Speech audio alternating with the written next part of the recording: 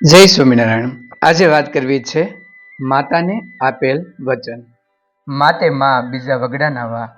આવા જ સમર્થ એવા ચાણક્યના મા હતા. એક દિવસ તેમને માતા રડી રહ્યા હતા. અવાજ સાંભળી ચાણક્યને નવાઈ લાગે છે કે મારા મા કેમ રડે છે. આથી એ દોડી અને એ માની સામે આવે છે.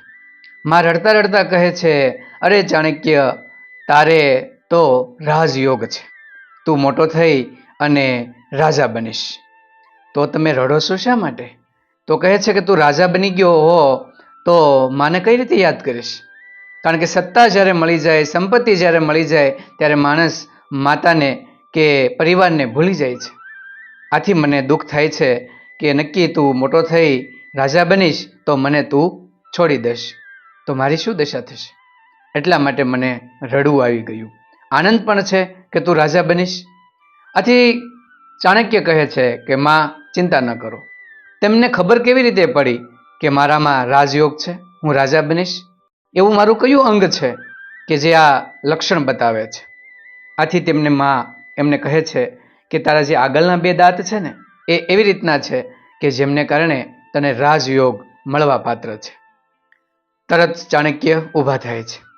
બાજુમાં પડેલો એક મોટો પથ્થર ઉપાડે છે અને પોતાના મોઢા ઉપર એક પથ્થર મારે છે. પથ્થર મારવાથી પેલા બે દાંત તોડી નાખે છે. લોહીની ધાર થાય છે. માં કહે છે, હા, તે આ શું કર્યું? અરે માં, હું તમને વચન આપું છું કે હું રાજા ક્યારેય નહીં બનું. અને જે મેં નિશાની હતી ને એ પાડી દીધી, એટલે મને રાજયોગ પણ ન આવે. માને દુઃખ થાય છે કે મેં આ શું કર્યું અને મારા દીકરાને મેં દુઃખ આપ્યું. માને ફરી વખત આંસુ આવી જાય છે અને ચાણક્ય પોતાની માતાને વચન આપે છે કે માં, હું રાજા ક્યારેય નહીં બનું.